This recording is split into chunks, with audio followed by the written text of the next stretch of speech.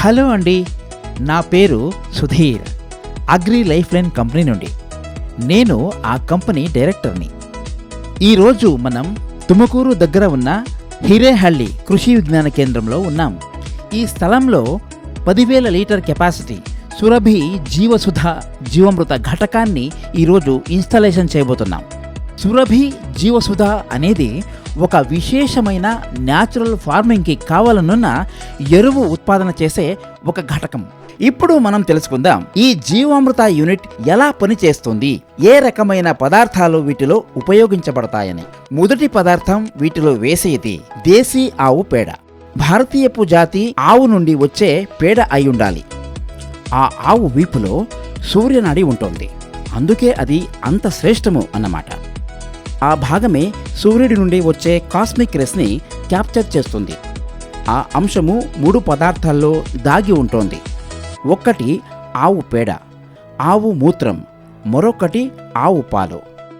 దీని నుండి తయారు చేసిన మజ్జిగ. ఇలాగా యావన్ని పదార్థాలు జీవామృత యూనిట్లోకి వేస్తామో అవన్నీ తయారు చేసి ఉంచాము. దేశీ ఆవు పేడ, దేశీ ఆవు మూత్రం, ఇది వచ్చి యాక్టివేటెడ్ మదర్ కల్చర్. మేము మీకు ఈ యూనిట్తో పాటు 5 లీటర్స్ కల్చర్ ఇచ్చి ఉంటాము. వాటిని యాక్టివేట్ చేయాలి. మదర్ కల్చర్లోని సూక్ష్మ జీవాణులు ప్యాసివ్ ఫార్మ్లో ఉంటాయి.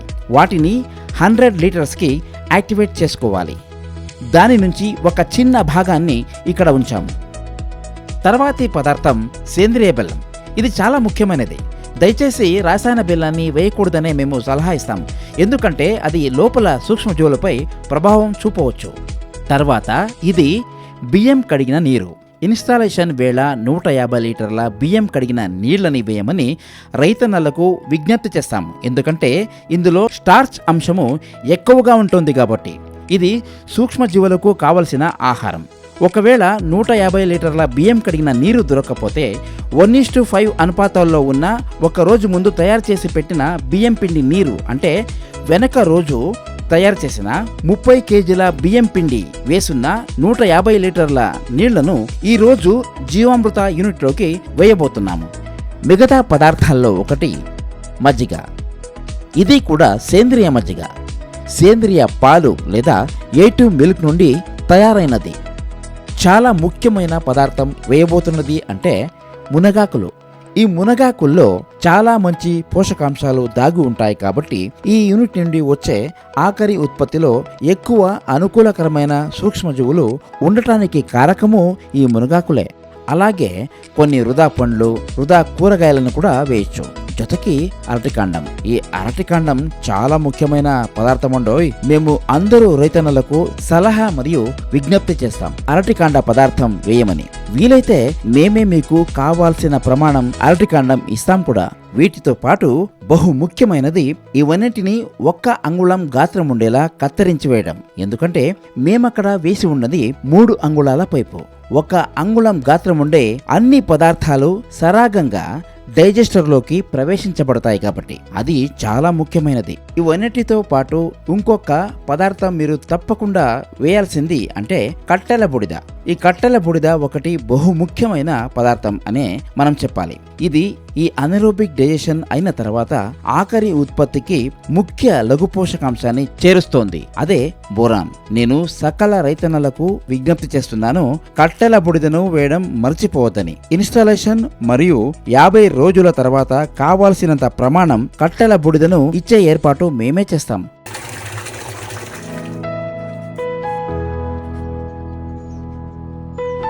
మనం ఇన్స్టాలేషన్ ఎలా చేయాలో చూసాం మరియు జీవామృతం తయారించేందుకు కావాల్సి ఉన్న పదార్థాల గురించి వివరాలు ఇచ్చాం. ఇది 10,000 లీటర్ల సామర్థ్యం కలిగిన యూనిట్ అయినప్పటికీ ఈ యూనిట్ ఇన్స్టాలేషన్ చేసిన వెంటనే 6,000 లీటర్ల ఇన్పుట్ ఇవ్వాల్సి ఉంటుంది. ఈ యూనిట్లోకి ఇవ్వాల్సిన మొట్టమొదటి పదార్థం దేశీ ఆవు పేడను 200 లీటర్ బ్యారెళ్లలో కలిపి ఇప్పటికే వేశాము. ఇదే విధంగా 30 బ్యారెల్ అంటే మొత్తం 6,000 లీటర్ల ఇన్పుట్ అన్ని పదార్థాలతో సహా కలిపి ఇవ్వాల్సి ఉంటుంది. జీవామృత యూనిట్ ఇన్స్టాలేషన్ మరియు కావాల్సిన అన్ని పదార్థాలను వేసే విధానాన్ని తెలుసుకున్న తర్వాత ఈ యూనిట్ ఎలా పనిచేస్తుందో తెలుసుకుందామా? ముందుగా ఏమిటి ఈ జీవామృతం అంటే వివరంగా తెలుసుకుందాం. పద్మశ్రీ డాక్టర్ సుభాష్ పాలేకర్ మొట్టమొదటిగా జీవామృతం పరిచయం చేశారు. అక్కడ మీరు ఇంతకు ముందు జీవామృతం తయారు చేయడానికి ఉపయోగిస్తున్న 200 లీటర్ బ్యారెల్ యూనిట్ చూస్తున్నారు. 10 కేజీల దేశీ ఆవు పేడ, 10 లీటర్ల దేశీ ఆవు మూత్రం, 2 కేజీల బెల్లం, 2 కేజీల పిండి, 1 కేజీ మట్టి కలిపి ఒక రకమైన జీవామృతాన్ని తయారు చేసేవారు. సాంప్రదాయిక జీవామృతం మరియు సురభి జీవసుధ జీవామృతం యూనిట్ పోల్చి చూస్తే మనం ఆ వ్యత్యాసాల గురించి తెలుసుకుంటాం. అది ఒక 7 దినాల ప్రక్రియ మరియు అక్కడ శ్రామిక అవసరం ఎక్కువగా ఉంటుంది. పొద్దున్నే, మధ్యాహ్నం, సాయంత్రం లేదా పొద్దున్నే సాయంత్రం ఒక్క కూలి మనిషినైనా పెట్టి లేదా రైతు తానే స్వయంగా ఉండి కలుపుతూ ఉండాల్సి ఉంటుంది.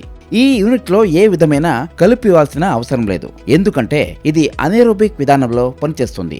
ఒక్కసారి అవుట్పుట్ తీసుకుని ఇన్పుట్ ఇచ్చేసామా, అప్పటికి ఆ రోజు పని సమాప్తి అన్నమాట. పాత విధానంలో 7 రోజులకి ఒకసారి అవుట్పుట్ దొరుకుతుంది. ఈ కొత్త విధానంలో మొదటి 50 రోజులు మాత్రం వెయిట్ చేయాల్సి ఉంటుంది తప్ప ఆ 50 రోజుల తర్వాత అవుట్పుట్ తీసుకొని ఇన్పుట్ ఫీడ్ చేయటం ప్రతిరోజు నిరంతరంగా కొనసాగుతుంది. ఈ రెండిట్లో ఇదే ప్రధాన వ్యత్యాసం అన్నమాట. ఇవన్నీ అలా పక్కకి ఉంచి చూస్తే అది ఏరోబిక్ ప్రాసెస్, ఇది అనెరోబిక్ ప్రాసెస్ అన్నమాట. మరియు ఈ యూనిట్ నుండి వచ్చే జీవామృతం గుణమట్టంలో చాలా వ్యత్యాసం ఉంది. ఈ వ్యత్యాసాన్ని చూస్తే సాంప్రదాయిక జీవామృతం యూనిట్లో వాడే పదార్థాల్లో ఓ పరిమితి ఉంటుంది. కానీ ఇంప్రూవ్డ్ యూనిట్లో వృధా కూరగాయలు, వృధా పండ్లు, వ్యవసాయ వ్యర్థాలు ఇవన్నీ ఇవ్వడం జరుగుతోంది. అలాగే ఇవన్నీ కంప్లీట్ గా డీకంపోజ్ అవుతాయి, ఎందుకంటే మదర్ కల్చర్ అలాంటిది. ఆ కల్చర్ వల్ల మిగిలుండే అంతిమ ఫైబర్ కంటెంట్, మనం లిగ్నిన్ అని ఏం చెప్తామో అది కూడా కొద్ది కాలం తర్వాత సంపూర్ణంగా డీకంపోజ్ అయ్యుంటుందన్నమాట. ఈ ఇంప్రూవ్డ్ యూనిట్ నుండి వచ్చే జీవామృతం కంప్లీట్ గా వాటర్ సాల్యుబుల్ కాబట్టి ఏ రకమైన ఫిల్టరేషన్ అగత్యత ఉండదు. కానీ సాంప్రదాయిక జీవామృతం కొద్దిగా థిక్నెస్ ఎక్కువగా ఉండి డ్రిప్, వెంచురీ మరియు ఏ రకమైన ఫర్టిగేషన్ మెథడ్స్ కి ముందు ఫిల్టరేషన్ చేసేది చాలా అగత్యత ఉండే ఉంటుంది. లేకపోతే డ్రిప్ పైపులు బ్లాక్ అయ్యే ఛాన్సెస్ ఎక్కువ. ఈ ప్రాసెస్ ల అనుగుణంగా చూస్తే ఇవ్వండి ఈ రెండింటి మధ్యలో ప్రధాన వ్యత్యాసాలు. ఇంకా నేను చెప్పినట్టు మొదటి రోజు ఇచ్చే పదార్థాల పరంగా చూస్తే 50 రోజుల తర్వాత చాలా తక్కువ ప్రమాణంలో పదార్థాలు ఇవ్వబడును. 10 కేజీల ఆవు పేడ, 5 లీటర్ల ఆవు మూత్రం, 5 కేజీల బెల్లం, ఇలాగా కావాలనున్న ప్రమాణం జీవామృత ఉత్పత్తి చేయాలంటే చాలా తక్కువ ప్రమాణంలో పదార్థాలు దినం ప్రతి ఇవ్వాల్సి ఉంటుంది. వద్దండి, దాని అక్కర లేనే లేదు. దీనికి ముందు వీడియోలో చాలా వివరంగా తెలుసుకుందాం ఎలా ఇన్స్టాలేషన్ చేయాలి అని. కింద ఉండే డిస్క్రిప్షన్లో ఇన్స్టాలేషన్ వీడియో లింక్ ఇచ్చి ఉన్నాం. ఆ లింక్ క్లిక్ చేసి వీడియో చూసుకోవచ్చు. చాలా ఈజీగా యూనిట్ ఇన్స్టాలేషన్ మీరే స్వయంగా చేసుకోవచ్చు. మరి ఇంకొక సంశయం కలిగేది ఏంటంటే, ఇది ఒక ప్లాస్టిక్ యూనిట్ అయ్యుండి దీని నుండి మట్టిలోకి మైక్రో ప్లాస్టిక్ రిలీజ్ అవ్వచ్చు కదా అని. దీనికి సరైన జవాబు అస్సలు లేనేలేదు అని. మన రైతన్నలు మల్చింగ్ చేయడానికి ఉపయోగిస్తారు కదా, అది మైక్రోప్లాస్టిక్ రిలీజ్ చేస్తుంది. అది 40 నుంచి 50 మైక్రాన్ కాబట్టి. కానీ ఇది 1200 మైక్రాన్లు. అలాగే మైక్రోప్లాస్టిక్ రిలీజ్ అవ్వాలి అంటే మెటీరియల్ ఎండ్ నుంచి కూడా కొన్ని రిక్వైర్మెంట్స్ ఉంటాయి. ఏదైనా తరుగుదల ఉండొచ్చు, లేదా కెమికల్ రియాక్షన్ లాంటివి ఏమైనా జరుగుంటావి. కాబట్టి మైక్రోప్లాస్టిక్ రిలీజ్ కావచ్చు. ఇలాంటివి ఏమీ కాలేదు కాబట్టి ఈ యూనిట్ మెటీరియల్ మైక్రోప్లాస్టిక్ ని మట్టికి రిలీజ్ చేయదు. ఇంకొక విషయం గురించి ముందే తెలిపాను. ఏంటంటే సాంప్రదాయిక విధానం ఏరోబిక్ మరియు ఈ ఇంప్రూవ్డ్ విధానం అనెరోబిక్ విధానం అని. మరి జీవామృతం బయటికి వచ్చిన తర్వాత ఈ అనెరోబిక్ సూక్ష్మజీవులు గాలి మరియు వెలుగుకి తెరుచుకుంటే చనిపోవచ్చు కదా అని. లేనే లేదు. ఏం జరుగుతుంది అంటే కల్చర్ మేమేం ఇస్తాం యూనిట్లోకి, అవి ఫ్యాకల్టేటివ్ అనెరోబ్స్ అన్నమాట. అంటే ఆమ్లజనకం లేక మరియు ఆమ్లజనకం ఉంటేనూ బ్రతికే బ్యాక్టీరియా అన్నమాట. మదర్ కల్చర్ యూనిట్లోకి ఇచ్చినామంటే అది మనమేమి రా మెటీరియల్స్ ఇస్తామో అవిటిని కంప్లీట్గా డైజెషన్ చేసి చివరికి మనకి ఏం లభిస్తుంది జీవామృతం, దానిట్లో అన్ని ప్రధాన మరియు లఘు పోషకాంశాలు నిండుంటాయి. దీనివల్ల మట్టిలో అధికమైన మైక్రోబియల్ కాలనీ ఏర్పడును. ఇది బంపర్ దిగుబడి రావడానికి ప్రధాన కారణమన్నమాట. మీరు ఆలోచిస్తూ ఉండొచ్చు, ఒక్కసారి జీవామృతాన్ని బయటికి తీసిన తర్వాత ఎన్ని రోజుల వరకు చెడిపోకుండా ఉంచొచ్చు, అంటే దీని జీవితకాలం ఎంత అని. ఆ జీవామృతం జీవితకాలం కేవలం 4 నుండి 5 రోజులు మాత్రమే.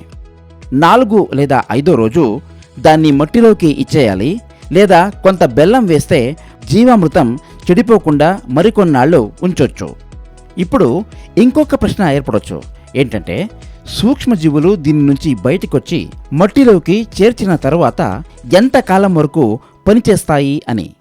ఈ సురభి జీవసుధ జీవామృతం యూనిట్ నుండి బయటపడిన ప్రతి ఒక్క బ్యాక్టీరియా కూడా అది తనదే ప్రత్యేకమైన మైక్రోబియల్ కాలనీ సృష్టిస్తూ కొనసాగి ఏమవుతుందంటే చివరికి ప్రతి ఒక్క మైక్రోబియల్ కాలనీ కూడా 6 నెలల నుండి 1 సంవత్సరం బ్రతికుంటుంది.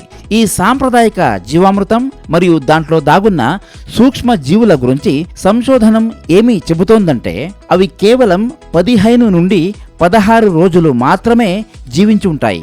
కానీ ఈ యూనిట్ నుండి వచ్చే బ్యాక్టీరియా అది ఒక్కటే 1 సంవత్సరం జీవించకపోయినా దాని స్థానాన్ని మరొక బ్యాక్టీరియా తీసుకొని ఇలాగే ఈ మైక్రోబియల్ ప్రక్రియ కొనసాగి 1 సంవత్సరం వరకు నడుస్తూ ఉంటుందన్నమాట.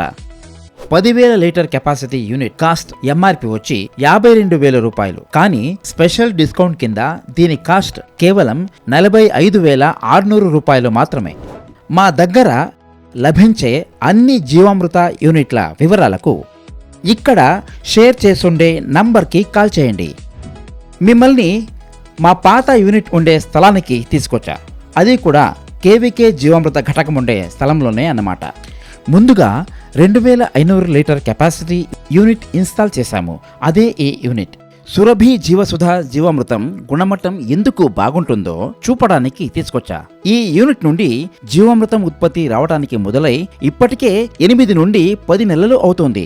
మేము ఇప్పుడు ఇన్స్టాల్ చేసిన యూనిట్ ఇంకా 50 రోజులు తీసుకుంటుంది ఉత్పత్తి ఇవ్వడానికి. అందుకే ఈ యూనిట్ కి మిమ్మల్ని తీసుకొచ్చా, జీవామృత క్వాలిటీ మీకు చూపడానికి. సో ఇలాగా ఉంటుందన్నమాట మా సురభి జీవసుధ జీవామృతం అంటే. ఏ రకమైన ఫిల్టరేషన్ లేకుండా డ్రిప్, స్ప్రింక్లర్ లాంటి ఇరిగేషన్ సిస్టమ్స్ ద్వారా ఎలాంటి ఇబ్బంది లేకుండా సప్లై చేయొచ్చు. దీన్నే వెంచురీ సిస్టమ్ అంటారు. ఏ డ్రిప్ ఇరిగేషన్ వెండర్తోనైనా దీన్ని మీరు ఇన్స్టాల్ చేయించుకోవచ్చు. వెంచురీ సిస్టమ్ సామాన్యంగా ఓ పైప్తో పాటు బాల్ వాల్వ్ ఉంటుంది.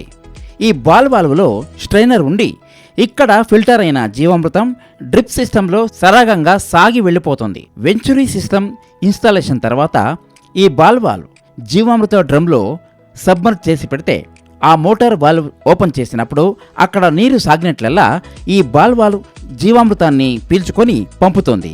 దీనితో 1:10 అనుపాతంలో నీళ్లు మరియు జీవామృతం విలీన కార్యం సులభమవును.